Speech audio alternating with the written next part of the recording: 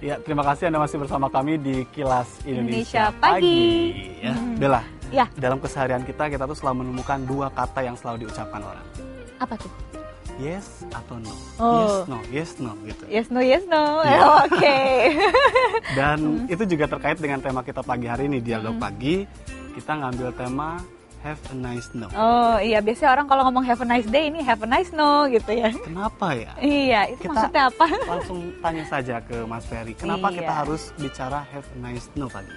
Ya, no adalah kata yang pendek gitu. Setelah I kan 1, kemudian no 2, yes 3 huruf gitu. Dunia kita ini adalah dunia yang penuh dengan penolakan. Artinya kata tidak, kata jangan, tidak boleh, verboten gitu kan. Itu dari kecil sudah ditanamkan dalam pikiran orang. Ini ada satu riset di Amerika, ini di Amerika loh ya. Iya. Apalagi di luar Amerika gitu. Di Amerika saja katanya orang sampai usia 20 tahun itu sudah menerima 20.000 penolakan. Jadi 20.000 kata jangan, kata tidak gitu kan. Nah sekarang bayangkan kalau misalnya sebuah program komputer, Iya. jadi misalnya sekian puluh ribu, tapi kemudian 20.000-nya adalah penolakan gitu, pasti kan tidak jalan gitu loh. Iya. Nah artinya karena penolakan itu adalah sesuatu yang lumrah sebetulnya gitu ya, yang wajar dan memang sepertinya sudah membudaya. Nah kita harus punya kiat-kiat atau semacam strategi bagaimana hidup dengan no itu. Iya, tapi sebenarnya sebelum berbicara masalah kiat-kiat ini sebenarnya ada bahayanya nggak sih dari gaya hidup penolakan? Sangat berbahaya sekali sebetulnya gitu. Kalau kita tidak punya ketahanan terhadap no, karena no itu setiap saat ada gitu ya, setiap saat keluar dari orang, bahkan mungkin bagi orang-orang tertentu dari dirinya sendiri sudah keluar penolakan gitu. Oleh karena itu misalnya orang tidak lagi berpikir tentang kesempatan-kesempatan atau peluang-peluang gitu loh. Nah bahayanya yang paling pertama adalah kurangnya atau rendahnya adversity quotient. Oke. Jadi kan kalau dulu kita kenal dengan adanya IQ ya, Iya. Iya, jadi IQ. intelijen, pikiran, logika gitu. Kemudian ada namanya EQ ya, jadi emotional quotient gitu kan. Ditambah juga dengan spiritual quotient gitu. Yang satu masalah pikiran, yang satu masalah sosialitas gitu kan.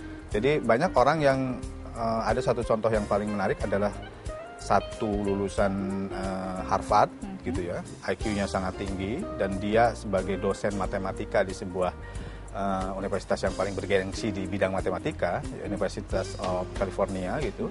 Kemudian jadi pengebom.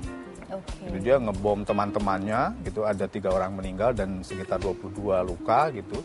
Nah kemudian orang kan berpikir, oh ini IQ-nya bagus tapi IQ-nya tidak gitu. Iya. Nah sekarang ada lagi satu, walaupun misalnya IQ-nya bagus, EQ-nya bagus, tapi kalau tingkat ketahanan dia terhadap penolakan atau keberanian dia terhadap peluang tidak ada, itu juga menjadi menghambat. Oh, Mas Ferry, IQ bahaya. tadi ya, adversity quotient. Iya, adversity Iya. quotient.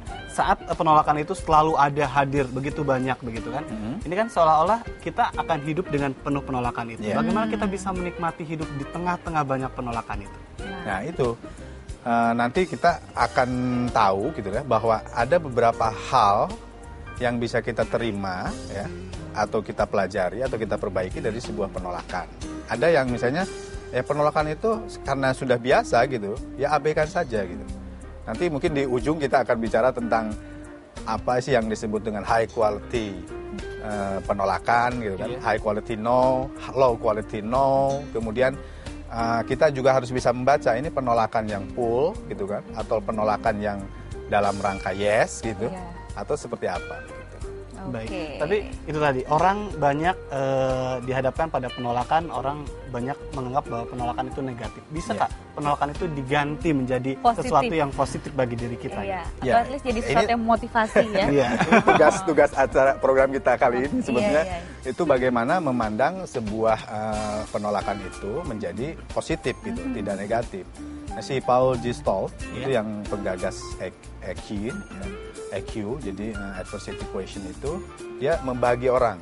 Jadi karena dia itu merasa bahwa hidup itu seperti mendaki, seperti sedang mendaki gunung gitu. Oleh karena itu dia kemudian membagi orang itu